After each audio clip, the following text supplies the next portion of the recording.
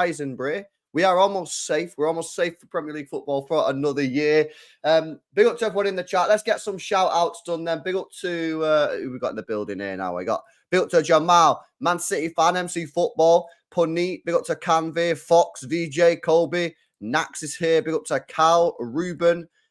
Big up to Protocol. Yes, lads. Selmin, Brandholt is here. Itch is here. Colby, yes. Dash, Raul, Aaron Taylor's in the building. Good to see Daddy's daddy. We've got Fox Williams. We've got who else? We got Steve, David, In La Basura says Edda. Big up to Benji, Brett, and DLS Emperor. Guys, hopefully you're all doing well, man. Please make sure you smash the like button on the stream if you've not done so already, and of course, make sure you are subscribed to both myself and Nobbins. But yeah, Merry Christmas, Brett. City have won a game in the Premier League. That's 2 wins in the last 7. You must be buzzing. You must be over the moon. We are staying up. So we are staying up. Yeah, it's a lovely Christmas present on the back of winning the quintuple and becoming world champions. And as we'll get into it, I know that there were still some little annoyances in the game, still a couple of silly mistakes. But overall, I thought that City played really, really well in both halves, and good performance, even better results. And the context of, if Arsenal win their game in hand, or we win our game in hand, we're actually only 3 points behind them in our worst ever starts under Guardiola. And hopefully the likes of De Bruyne are coming back. So it's not the worst thing in the world. Yeah, and we're also, bro, check this, we're also back in the top 4. No, we're not hearing that song next season, guys. We're not hearing that song. So yeah, great news. Yo, big up to Brandholt coming in with the 5 bomb straight off the bat. Big up to Brandholt, man. Big up for always supporting the channel, mate. Massively appreciate it. W's in the chat, guys. W's in the chat. Let me just quickly see who those were gifted to. That's gone to Canvey, Protocol, Joseph C. Kumar, and Adam Norman. You've all been gifted memberships courtesy of Brandholt coming in with the 5 bomb early in the LB stream. Thank you very much, Brand. Appreciate the support, man. And W's in the chat, guys. Nobbins, tell me sort of like a bit of a summary. I always like doing this for you. Tell me a bit of a summary from last night's game. What was the story of Goodison Park last night, Brie? I mean, there's only really one man who I think we can start with, and that's got to be Phil Foden, obviously. He was good in the first half, and I thought City were good in the first half overall, even if we take out the mistake, but there was still something missing. It's almost like it was like a nearly half. We did create a lot of decent chances, which Nunes maybe should have finished, Alvarez should have finished, but it didn't quite click as well as it did in the second half. I think there are a couple of reasons for that. In the first half, it seemed that Foden was actually being asked to play more as a sort of a false 9 or striker. It was actually Alvarez more so in the midfield. We naturally assumed it was going to be the other way round. Let's go to the second half, and they do swap round. Foden gets involved in the game more. Foden gets more touches. Foden is able to influence the play more. And what surprise, City take their game up to the next level. And ultimately, they score 3 goals and a deserved winners in the game. And we've seen before that, like Foden, he loves doing this thing where he asks physically for the ball like that with his hands. He does that. But what I also noticed yesterday was that he was like a conductor in the off the ball. He was like dictating play. He was going, right, pass it there. You go there, do that, and then we'll do that. He was dropping really deep in that second half in particular. And I love that. Again, Goodison Park's a difficult place to go in a tricky atmosphere, but he didn't let that dissuade him. And as I say, he was just clearly of the view that we're not struggling in the build-up, but it would help if I went and assisted with the build-up. And that's what happened. We're able to be their press better in the second half. And yeah, it was just obviously got his fantastic goal. Maybe could have got another goal or two. And it was just a really nice, complete performance from Foden in his best position. And it's so nice to see that we're being vindicated as City fans that, again, it's another great performance when Foden plays in midfield, because we know he's a midfielder. So that's the story, I think. It's basically the story of you get Foden more involved in the game as you do in the second half compared to the first, you play better football. Get your best players on the ball. Yeah. No, completely agree. I mean, let's go through the first goal. Mm. What's your take on this? I don't want to influence your thought. I want to know who you're sort of blaming for the In terms Everton of the goal. Everton goal, Yeah. yeah. So in the first instance, Rodri gives it away, which is upsetting because he shouldn't do that. That being said, we get the ball back. It's a Kanji who gets it back. It's a bad pass by a Kanji. Which forces Bernardo Silva to run backwards, and he miscontrols it. It's also bad from Bernardo, therefore. But and so two mistakes have happened there. But then we get the ball back again through Rodri. So in my opinion, all the preceding play isn't relevant because we've got the ball back. We made these two mistakes, but it doesn't matter because Rodri's got the ball back, and Rodri's one of the most secure players on the ball that we've got. And it's a fantastic little pre-assist from Rodri into McNeil, and then it's a tap in. I think you've got to blame Rodri, even if you want to take into account the preceding play. He gives away the ball in the first instance, which leads to all that chaos. I know people might want to point the finger more so at Akanji, at Bernardo. I don't think you can look past the player who has the ball in midfield. And I've watched that over and over and over again. I'm trying to figure out what Rodri's trying to do, and I just can't put my finger on it.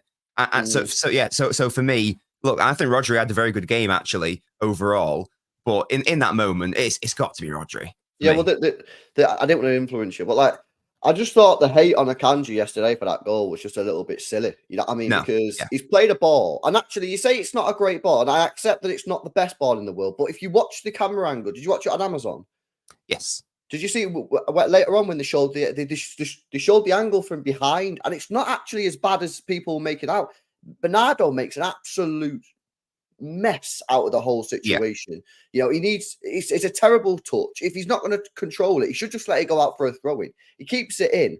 And there's only two Everton players there. But as you say, ultimately, we get the ball back. We get the ball back with Rodri. So how people are looking at that and going, that's Akanji's fault. I just feel like there's a bit of an agenda on Akanji because I think he's been really good this season. You know, I mean, I'm not saying he's been faultless. You know, against Leipzig, for example, he was big bozo moment, but I think he's been really, really good. And I think he gets way too much stick, and he very rarely puts a foot wrong. He always gives 100% effort. And listen, could the pass have been a bit better? Yeah, it could have been.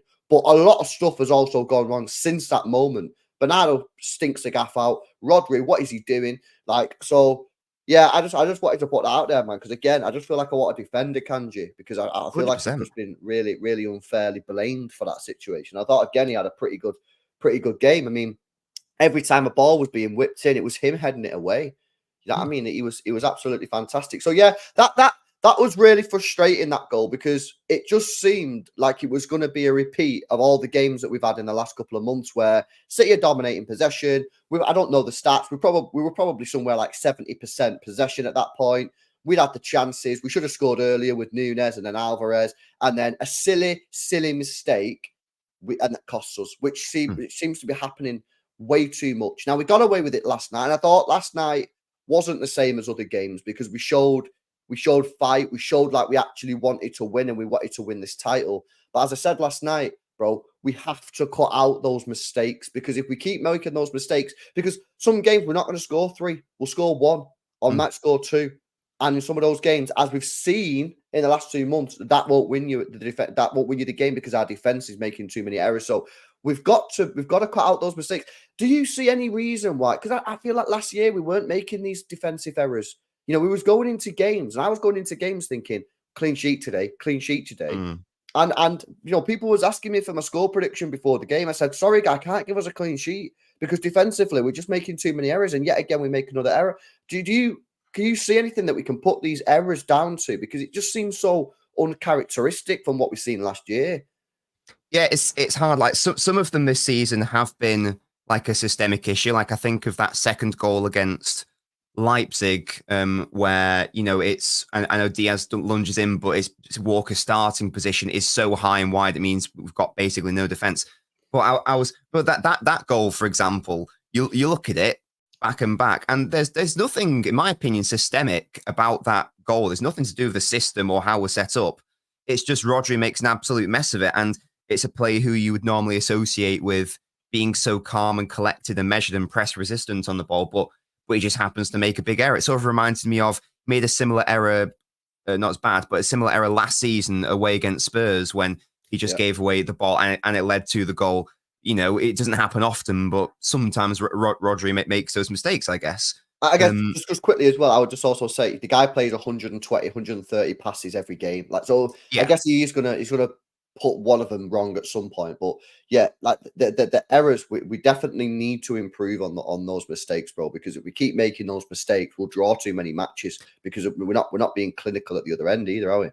Yeah, definitely. And but yeah, and it's a hard one because again, apart from that, I know there was that one Calvert-Lewin chance which he may have been offside with. Didn't see a replay on that, but we limited Everton to basically nothing in respect of like outside of that Rodri gift. We did limit them to very little. So actually, the defense overall was actually good. I thought Akanji did a very good job 1v1 against Beto. He was asked to do a very tricky job in marking this very traditional striker. So I actually thought the defensive shape and how we defended in general was actually very good. It's just a shame that all season though, isn't it, LBins? Because this is why I've said it's almost worse that this is happening. Because if it's like a system issue, and I know some of them have with Walker being forward, but most of them have just been bad mistakes. If it's a system issue, Pep Guardiola can work on that on the training ground.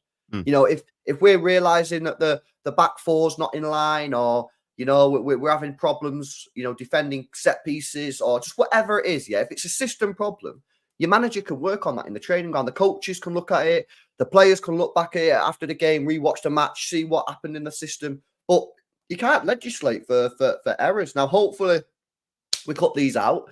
But, you know, if we go back through the games that we've struggled recently, you know, there's been a lot of errors. You know, look at Crystal Palace, you know, errors there.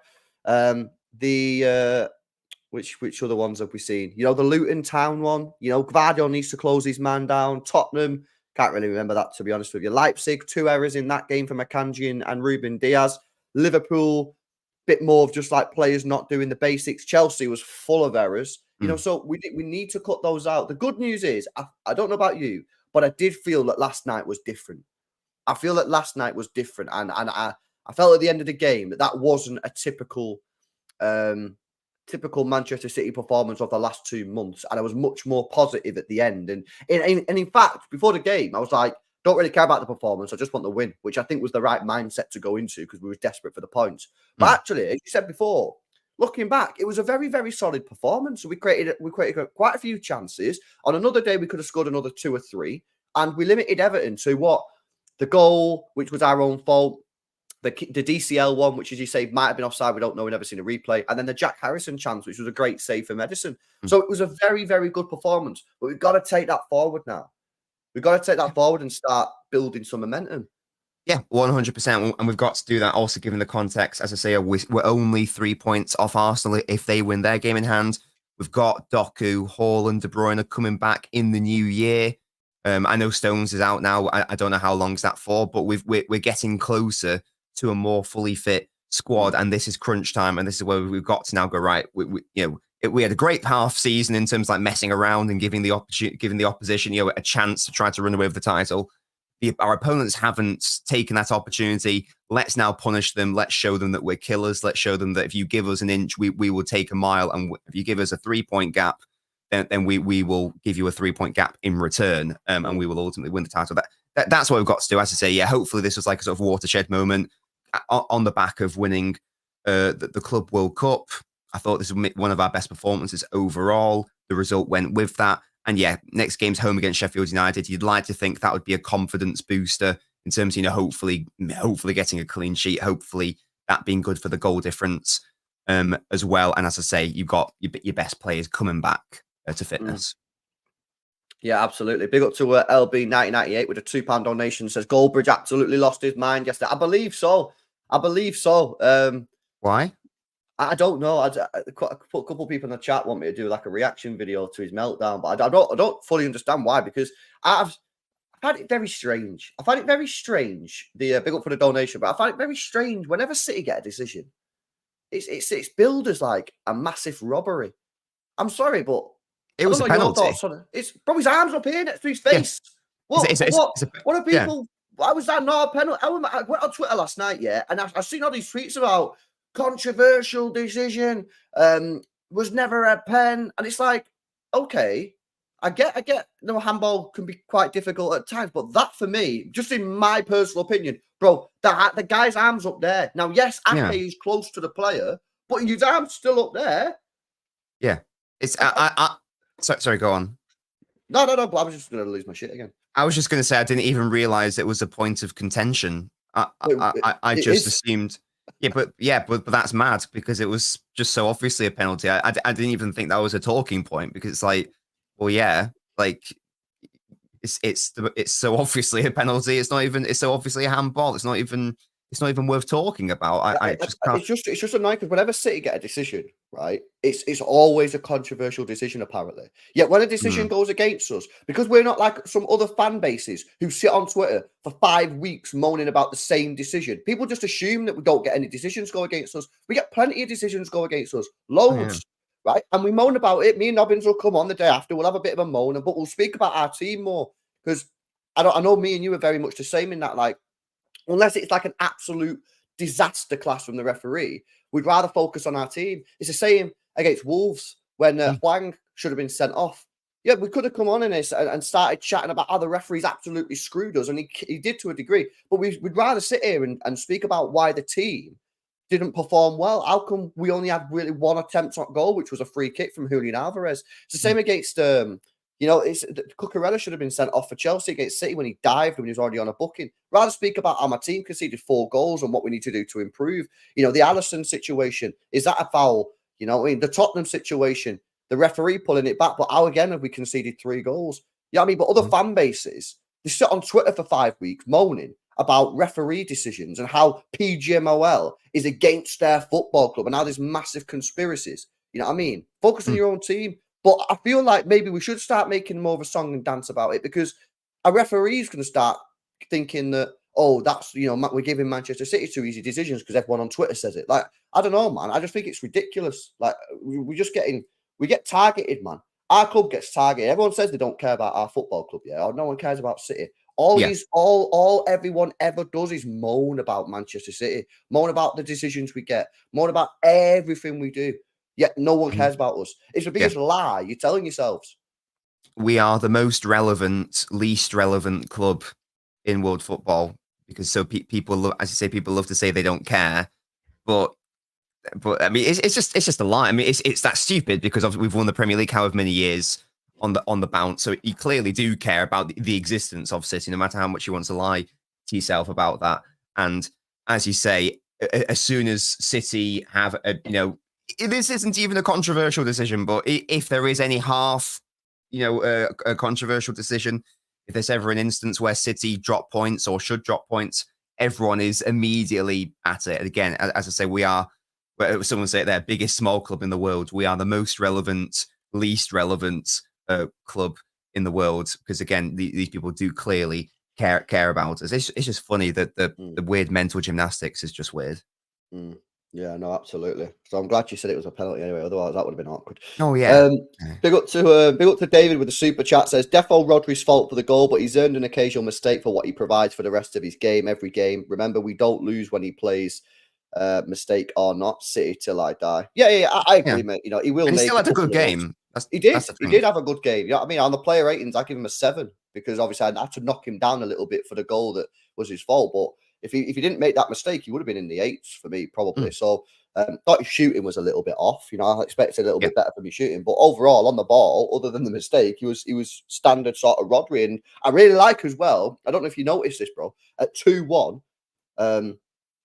he was telling the players, get forward, because I think Jack Grealish was like coming closer to the ball. And he was, because obviously, I'm sure you was doing the same, but me on my watch along and everyone in the chat was like, we need a third goal. Like, we can't just sit it. And I feel like City is still, some of the players are still in that mindset of last year. Whereas if we're at Goodison Park last year and we're 2-1 up, the players are probably just like, yeah, chilling, we got this. And they probably do got that. You know what I mean? But now we're not defending as good as we are. And I like how Rodri was telling Grealish, just get up the pitch, man, because we need a third goal. It was almost like he knew that we had another mistake in him. So I like that. But yeah, David, thanks for the super chat, mate. And I completely agree. He's going to make a few mistakes. He made one last year. He made the one against Everton. funny enough, when Damari Gray scored, he just give the ball cheaply away to our right there, left, ended up scoring. So yeah, but you know, I'm going to take a couple of mistakes from a year from everything that he does. Leo says, Forest fan on us. What about the FA Cup final? Forest fan on us. What about the FA? Do you know what he means? I don't. Sorry, Leo. Leo, whack in the chat. Maybe you don't have to send another super chat, mate. Just whack in the chat what you mean, bro, because we're not fully understanding what you mean, lad. But yeah, whack another message in the chat, mate, and try to explain what you mean. I don't fully get what you mean. Okay, you spoke about Foden a little bit before. Oh, I think you're speaking about Goldbridge being a Forest fan. What about the FA Cup final? I think he's on about the fact that he's a Forest fan. Yeah, and like before the game, he was like, mocking City. He was like, oh, let's do it for Sean Goethe. And like 13 seconds later, bam. Yeah. Sorry, Leo. It's too early. I know it's in Australia, yeah. So for him, it's like nighttime. So he's alert. He's alert. It's only 11:30 here. You know what I mean? Thank you for the donation, bro. Yeah, let me speak about Phil Foden. You spoke about him a little bit before, but I think we need to give him a proper segment. I thought it was absolutely fantastic. I think he's starting to prove to people that maybe didn't see. Because one of the problems that some City fans have, and it's not their fault, by the way, is that he's not really played in the middle for City senior team that much. But I watched Foden in the academy play in the middle. And, you know, I always try and say to people, I promise you, he's mint in the middle. But I get it. Some City fans haven't seen him play in the middle. Maybe when he has been there a few times, he's not been particularly great, but then other times he's been really, really good. And I'm like, no, he needs a run of games there. Now we're starting to see him really, really thrive. It was absolutely fantastic yesterday. Obviously, he said after the interview, after the game, that he wants to play in the middle. You know, long may it continue or whatever. I mean, for you, because me personally, I said last night, I don't even think we've scratched the surface. I don't even think you've scratched the surface with Phil Foden in the middle. I'm going out, putting my neck on the line here. Yeah, I think Phil Foden can be miles better than he was yesterday. Miles better, because I believe that he's a generational talent in that midfield. We just need to play him there and give him time to learn and get on the ball a little bit more, because playing there in the academy, playing there in the Premier League is completely different. You know what I mean? And I think he probably needs a good 6 months in there. 6 months of constant football, Champions League, Premier League, playing against all different types of oppositions, all different styles. But I think if we give him that time, and put that trust in him, I think we're going to be very, very handsomely rewarded. What's your thoughts, mate? Yeah, 100%. Cheeky plug. Later today, I'll be releasing my analysis video on the Everton game. But like one of the main talking points of it is the impact of Foden across this season. You look at the games he's played out wide. You look at the games he's played in the middle, and almost every single occasion, whenever he's played out wide, he's relatively ineffective and doesn't get involved in the game as much as compared to the midfield. And you're absolutely right. I do think that whilst Guardiola has been good for Foden in that he never sent him out on loan, and he gave him, we've seen what's happening. We've seen the injury issues with Pedri, for example. He gave him really staggered minutes towards the start of his City career. Didn't rush him. I do think he has hindered Foden's development a little bit by playing Foden everywhere, and just it was 1 week he'll play on the right. The week before he was playing false nine. The week after he'll be playing on the left, and then he'll be playing in the midfield. It doesn't help. It's fantastic that Foden's got that versatility and utility, but it doesn't help him get to the level that I think you and I both think he can get to, compared to just playing him in the middle week in, week out. We're now at the stage, especially with the De Bruyne injury, especially with not really replacing Gundogan, we've now just got to, if we can, play in midfield basically every single game if we can. He's only going to get better in that position, in that role, if he's played there consistently. There are still issues in his game. You think of the Palace game where he opts to dribble into 3 Crystal Palace players, which ultimately leads to the phase of play, which leads to the penalty. There are still some issues there, but again, that will only improve and get better. That maturity in the game will only get better with time and with practice and with doing it at that level consistently. And that was yesterday one of the most mature performances I've seen from him. Every single decision he made was the right one. And yeah, long may it continue. A few years ago, I did really think that Foden could win a Ballon d'Or. That's how highly I rate it, him and his talents. And again, if he's allowed to be this guy, and as people say on Twitter, given the keys to be that guy, there is no reason why he can't do it, because the talent is clearly there. The application can be there. He just needs a chance, and he just needs, every time he's been given that chance this season, he's prospered and been one of the best players on the pitch. It's just got to, even when De Bruyne comes back, in my opinion, we've got to figure out a way of getting De Bruyne and Foden in the midfield in the same team, because that is just a deadly, whether it will happen or not, I don't know. But that's got to happen, in my opinion, if we want to get the best out of Foden. Yeah. No, I agree on the Ballon d'Or. I think he's got all the natural ability in the world to do it. I think he just needs to play in that midfield, and I just believe that he's got levels to go up. I think he's got serious levels.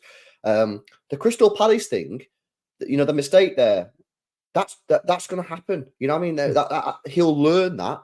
He'll learn that, and I guarantee that mistake, right, will probably do him more good than last night. Because we all know Foden can rifle one into the bottom corner from 25, 30 yards. We've seen it before. You know what I mean? We all know that he can take players on and create chances.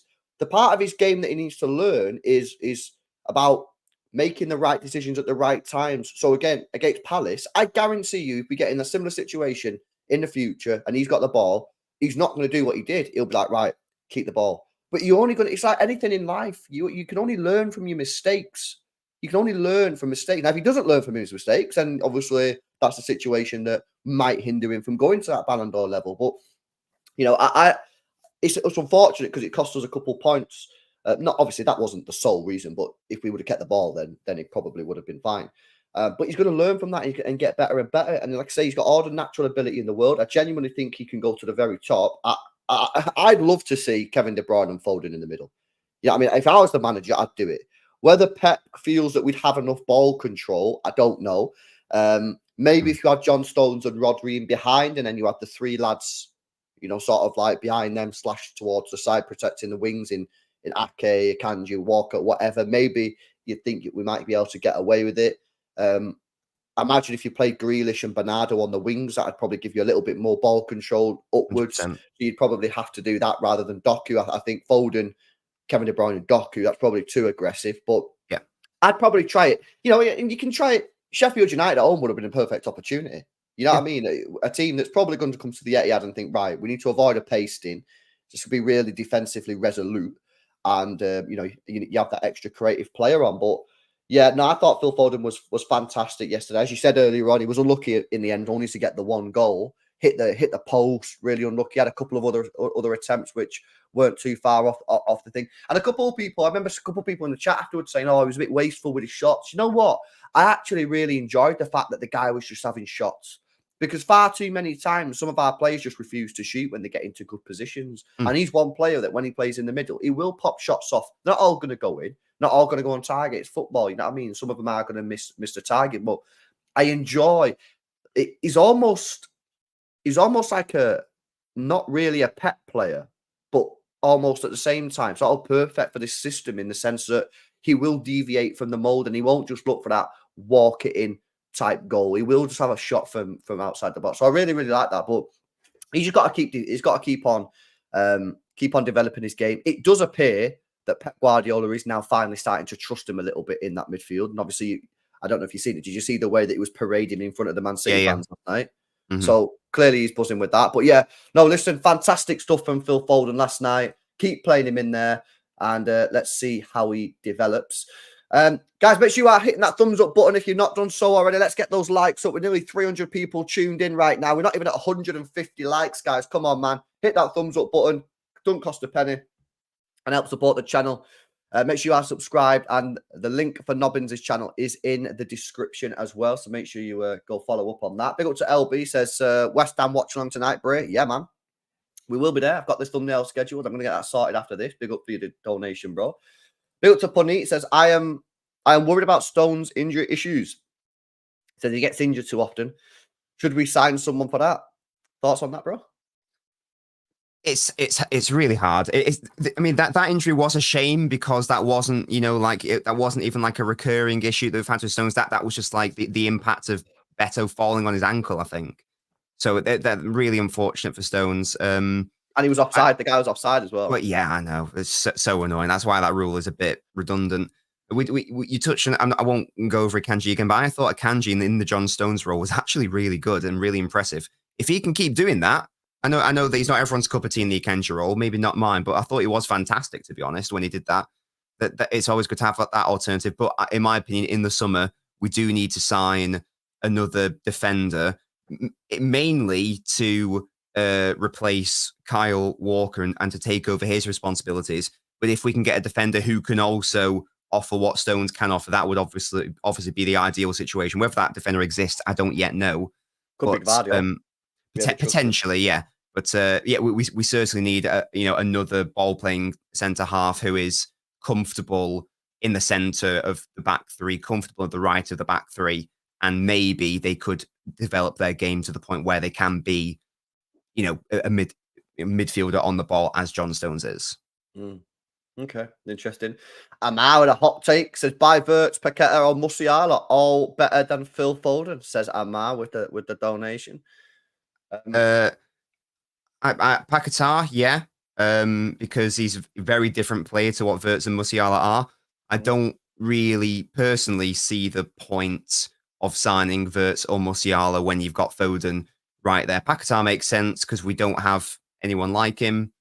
That would be like a direct Gundogan replacement. Yeah. But Wirtz, Musiala for me, all that would be doing would be stunting Foden's midfield development. I don't personally see that as being the right choice. Yeah, no, I agree. Okay, let's. Although I wouldn't mind if we do get one of them because I do think in the end, I'm not going to complain if Musiala comes here because I love Musiala, but you get what I mean. As a maybe Kevin De Bruyne replacement in a year or so. There's a couple of other players that I want to speak on. Julian Alvarez seems to be discovering some more form recently. Started the season off really well, as we know. Was cooking, was probably our best player for the first 2.5 months, maybe 3 months. And then it all just kind of, maybe the luck ran out in playing in that sort of midfield position.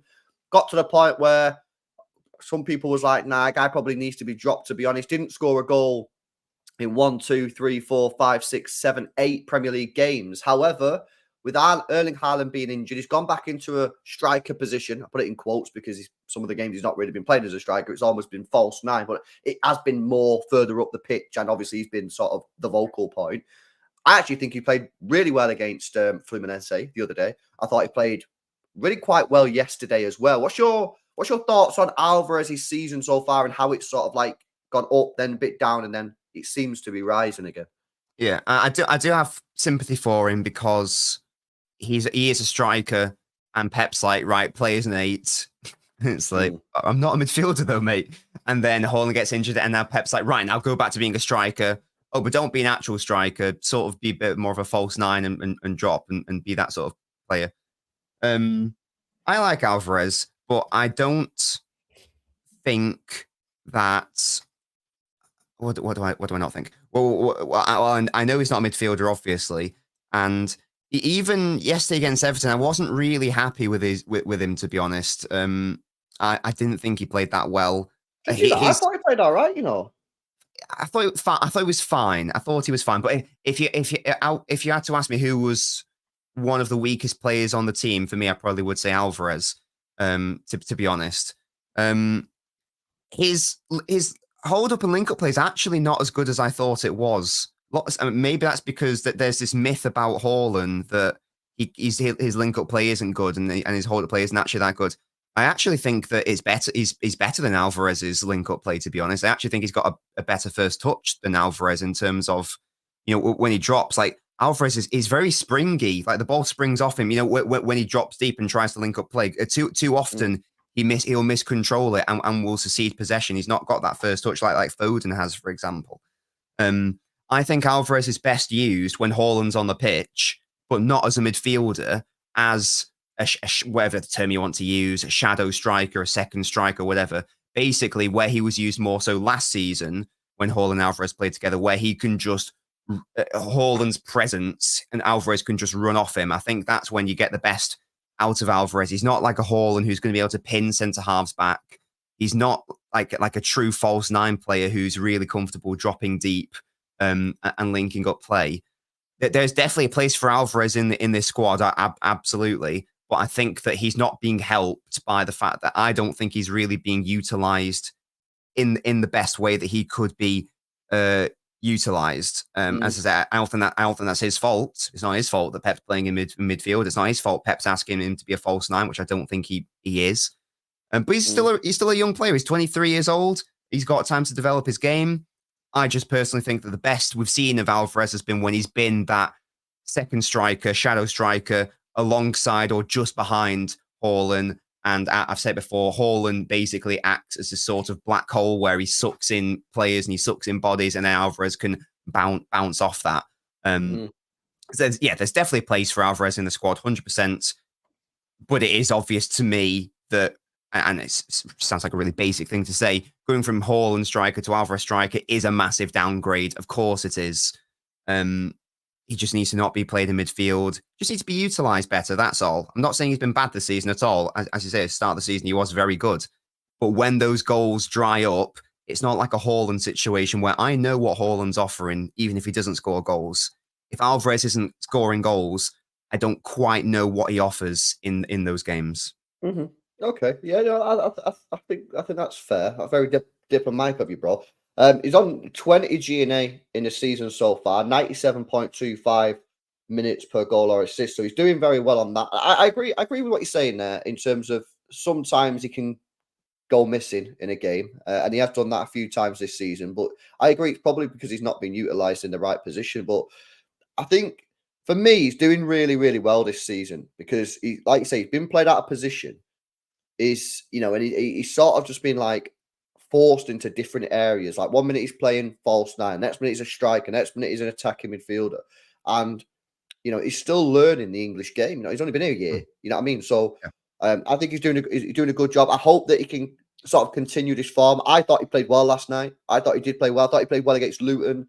I thought he played well in the final against Fluminense. So I'm hoping and very hopeful that he can sort of take this form and continue it, especially because Haaland's not going to be available now probably until maybe the Newcastle game. Maybe he'll be available for Huddersfield. I don't know, but we'll have to wait and see. But I thought he'd done quite well. Another player, I'm interested to hear your take on this one, bro. Kyle Walker. I thought he's been playing quite well now over the last 3 games. I thought, he played well against Red Diamonds. I thought he played well against Fluminense, and I thought he played well last night. However, is the fact that John Stones is now injured, because I think what we've seen is as John Stones has come back into the team, Kyle Walker has sort of reverted back to his position from last year, much more of a defensive right back. But now John Stones is going to be injured again. Are we now going to see him go back to how he's been playing all this season, where Pep pushes him up the field and he's going to go back to right wing Kyle Walker, and then again we're losing defense? What's your thoughts on how Kyle Walker's been recently? Yeah, I mean he obviously watched my video criticizing him. That's why he's putting all these good performances. It's all down to you. Yeah, yeah, you're absolutely right. He even in that I can't remember that Japanese team in the club. Oh, Red Diamonds. Yeah. He put in like an unbelievable ball for Kovacic. Like, so there was even some really good offensive value that he was adding. But yeah, you're absolutely right. In the main, if you give Walker less offensive responsibility and just like make him be the defensive player that he just is nowadays, then you get the best out of him, because we've discussed it many times. He's no longer that player from 2017. He can't really do that offensive side to his game anymore or as consistently. So yeah, if you got one of the best ball playing centre halves in the world in John Stones in the team, it takes a lot less of that build up burden and that creativity burden from Kyle Walker, and it just means that he can concentrate in the main on just being a defensive defender, which is where he needs to be, because outside of that, he doesn't really offer too much. Big worries with the Stones injury. I don't think we know how long it is for. But obviously, if John Stones plays, City are more defensively solid for a number of reasons. I think that's a good point you raise. One of those reasons is because Stones is able to shoulder a lot of that build-up responsibility, and it basically takes Walker out of the game from that perspective. In my opinion, in an ideal world, fantastic improvement from Walker in the recent games. Long may it continue. I still wouldn't start him if everyone's fully fit. I still wouldn't have him in my best 11. You'd have a Again, candidate right back, would you? yeah, exactly. Or even Stones without the ball if you want to do that. I just think there are better options there. I'm not saying that, I'm not trying to discredit Walker's past good games because they have been good and it's fantastic to see. Again, let's hope it carries on. But in an ideal world, in my opinion, I do still think that City have outgrown Walker and bar some sort of unreal, Phoenix song season from Walker where he can just rediscover. He pretends it's 2017 again. I think I will maintain the thought that we have grown past the need for what Walker offers the City team. Yeah, I'm curious to see how he gets on now that Stones is back out, because it did seem that he was playing poorly when Stones wasn't in the team. Stones comes back in the team, he starts playing well again because he's in a different position, and now Stones is out again. Now is he going to go back into that position? Which again, I feel a little bit sorry for him in the sense that you spoke about the fact that Alvarez is being played maybe not in the right position this season, but I feel like Walker's been played out of position and not in the right position this season either. Yeah. So let's see how he gets on. I just hope that he doesn't. I just hope that he doesn't push him up the wing, man, because it's just that's not the right play. If you're going to do that, play Akanji, mate, because he's better on the ball. You know what I mean? And I do feel a bit sorry for him. Yes, obviously he's made mistakes. Yes, he's been poor with some of the stuff that he's doing. But in terms of what he's offering the team, you've got to say that's probably Pep's fault if he pushes Kyle Walker, because not one person in this chat will say, yeah, push Kyle Walker forward, get him whipping in crosses. No one's saying that. But yet, when Stones is out, that's how Pep plays him. So it's not really Kyle Walker's fault. So hopefully we don't go back into that sort of situation. A lot of people asking about Stones. How long is he going to be out for? Unknown at the moment. I guess we'll have to wait for a scan today. We'll probably get an update. I mean, he was in a cast or something last night, like a protective boot. So that ain't looking good. I don't know. It all depends on what he's done. I don't know. I don't know. Fingers crossed, man. Fingers crossed. Final thing I wanted just to touch on, bro, is sort of like the league as a whole now and sort of our next few games coming up. So let me get the table back up on screen so people can see it. But this is how the table's looking right now. Obviously, there's a couple games tonight. Liverpool are on top there, but they have played a game more than us on 42. So City are 5 points behind Liverpool, but City have a game in hand. Win the game in hand, you 2 points. And the game in hand's Brentford at home. A tough game, but one, it's at home, we should be winning. Arsenal are 3 points ahead of us, but they play tonight against West Ham. And just a reminder, guys, we'll be doing a watch-along for that one, so make sure you join me for that. Aston Villa, disappointing for them, innit? A couple of bad results recently, games that, they should have won based off of the opposition / position that we're in. And then City are back in there in 37. Tottenham also play tonight against Brighton. Tough game. But if they win, they will go above us. You optimistic? You optimistic of signs that you've seen last night? Maybe signs that you've seen in the Club World Cup that City are ready to sort of really put this second half of the season into gear and really go for it?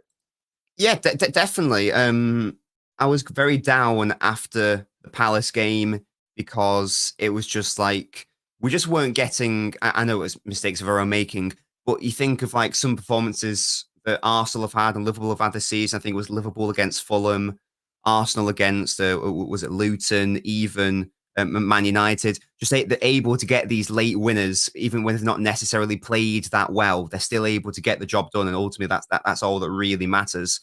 Whereas City, it's been the exact opposite. It's been play well or not, and then concede a late equaliser or whatever. But yeah, the Club World Cup I think was a really nice break for the players. Maybe just like mentally, just like psychologically, get another trophy as well, put in some good performances. If we can play like we did against Everton consistently and crucially, obviously, I know we keep drawing on about it. I know we're putting a lot of pressure on these guys coming back from injury, but obviously, in theory, you're going to play better with your best players available than not. If and when Haaland comes back, Doku, De Bruyne, if they're able to stay fit for the second half of the season, and there's only a 3-point gap, I fully back City to win the title. And I think it's fair to say, don't know what your thoughts are, I think this is a relatively weak Premier League season in terms of the biggest teams, in terms of the peak of it. I actually think overall it's probably quite a strong season in terms of like the teams in the middle have improved and got better. But this isn't like, the Premier League from like 3 or 4 years ago where it was so clearly Liverpool and City were a level above everyone in the world, never mind in their own league. That's how good they were. This is what I'm saying. We should have been dead and buried here. 100%. If we was playing against Liverpool from 3 or 4 years ago, the league over. The title's gone. 100%. Let's be real. We're sitting here now thinking, let's just full send the Champions League and the FA Cup and try and do like a treble with obviously with the Club World Cup. The fact is, by the way, we can put ourselves into this as well. We're weaker. Liverpool are weaker, and Arsenal. It's weird because they only have 1 year, but if you go off the points, they're weaker than last year because last year there was on like 50 points at this stage of the season, and now they're not. Now as a team, they probably got slightly better as a team, as a unit, but obviously the fact is they're on less points than they were last season. So we are very lucky, and this is why I think these players really have to sit there now and say, right, we're very, very lucky. Very, very lucky that we went 1 win in 6 and was only 6 points off the top, or 5, whatever it was. That's ridiculous. We should have been dead and buried. Any team that goes 1 win in 6, same with Spurs, by the way, because somehow Spurs are still in this. No one's speaking about them. They're up there as well. This is why I'm saying Aston Villa can win the league, because no one's cooking. No one's cooking. So anyone can win the league. This is a time for the Arsenals to win the league. This is a time for Aston Villa, maybe Spurs to win the league, because no one seems to be cooking. Now, what I've said all along is this. I said this from day one since Kevin De Bruyne got injured against Burnley. I don't care about being top. Just get me 6 points off the top by the time Kevin De Bruyne's back. And that's where we are. That's exactly where we are. If we can keep our key players fit, I think we'll win the league. Because I think with I think City get their full 11 out, I feel like we're better than everybody else. And in fact, I think we're quite a lot better than Arsenal and Liverpool, if I'm being honest. But if we don't have those key players fit, I think that it's actually really, really competitive between the three of us. Do you know what I mean? And the fact is, we went to Arsenal away, without Rodri, John Stones, Kevin De Bruyne, and we lost by a deflected shot. Do you know what I mean? So this is what I'm saying. If we can keep the players fit, I think we'll win the league. And I still think my prediction of winning the league by 6 to 9 points, something like that, I think is intact. If we don't, if Kevin De Bruyne comes back and he gets injured again, or he comes back and he's just not at the races, John Stones keeps getting injured, because John Stones is a huge part of that, I think we might struggle. And if Rodri, if he goes down, then we're screwed. You know what I mean? This is just a quick question, actually, on Rodri. Big up to Bevel, by the way. He says, LB, I'm a City fan, but come on, you Irons. Facts, mate. I'm doing a watch-along later, Bevel, if you fancy joining me, mate. Big up for the donation. David Ornstein's come out and said City not signing anyone in January. Mistake? If the right players are available, then yes, it's a mistake. But I don't know if they are, to be fair. For example, we know that City want Paquetá. If, miraculously it turns out that the betting stuff gets settled inside the next 2 weeks, then yes, it would be a massive mistake to not go for him. And, just like splash the cash and go for him. But outside of that, I know that City have a decent history of some good January signings. I think of Laporte, for example, but again, even he was headhunted long before then. The market in January isn't ideal, obviously, compared to the summer. I do think that we can still win the league with the squads that we have, but the question mark is, can everyone stay fit? If the right players are available in Jan, and we don't sign anyone, then I agree it's a mistake. I just don't know whether they will be available from, a selling club perspective. I think the way that we all reacted when Rodri went down against Fluminense proves that we have to get someone in.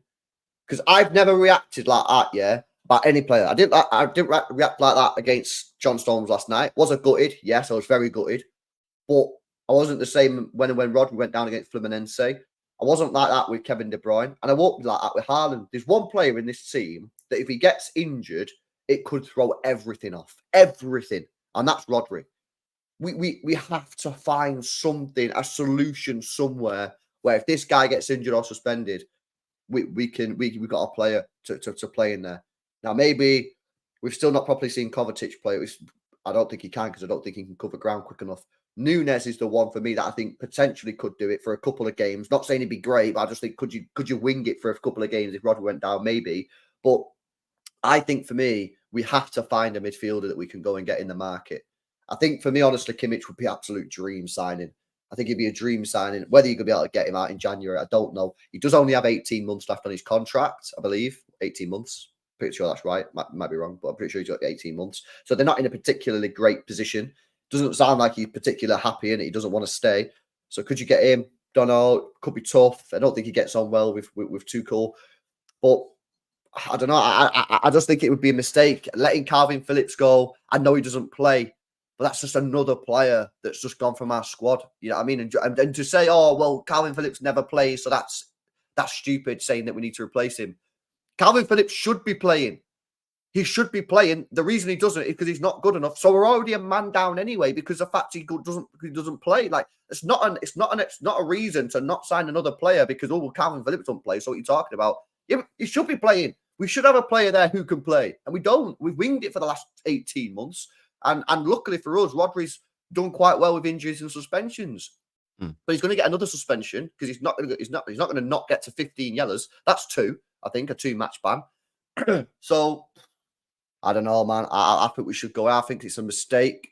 Like you say, maybe if they can't find anyone, but I don't believe that, bro. I don't believe that a City football group with all the scouting network they've got all around the world cannot identify a player that can come in and do a job. You know what I mean? Even if it's a loan, even if it's a 6-month loan, do you know what I mean? It's someone who can just come in and just, right, you're basically back up to Rodri or whatever. You're only going to play when he gets injured or suspended. And he might come on for the last 15 minutes in games. Remember we signed bloody Pizarro or whatever his name was? Oh, good times. Just good time, man. Get someone, not saying get someone like that. You probably have to be a bit better than that, but just get someone in. Get me a body. Get me a body in the team that can just do a job for 20 minutes at the end of a game so we're not sweating on Rodri at the end. I don't know who that is. We'll have to wait and see. But yeah, listen, I'm feeling a lot more positive now. A lot more positive. But we've got to go and beat Sheffield United. And I said last night, bro, I said I'm not going into this game predicting like a mad win or whatever. I'm going into this game again a little bit cautious. Still not giving us a clean sheet because I can't trust the defense at the moment. But hopefully we get one. Hopefully we get the 3 points. At the moment, again, it's just about building wins. Do you know what I mean? If we can get another win, what's the last time we had back-to-back Prem wins? October. Yeah, would that have been like the United game and then the Bournemouth game, maybe? Yeah. So, you know, a back-to-back Prem win would be great. We could see the last game out of 2023 in style would be nice, but clean sheet and a win would be the dream. But just get me the 3 points at the moment is all I'm really bothered about. And then we can go into 2024 with a little bit of optimism. You know, we've got FA Cup coming up against Huddersfield. We should be winning that. And then we've got a huge game against Newcastle. Tough match. Tough match at St. James's.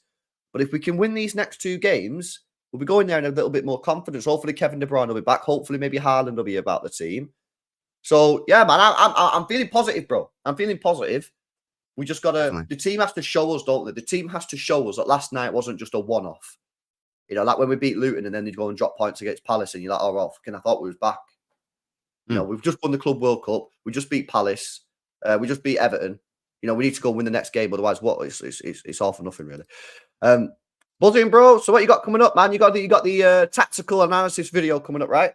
Yes, that's absolutely right. So later today on my YouTube channel, I'll be releasing my analysis of Everton 1, Man City 3. If you like tactical videos, then my channel is for you guys.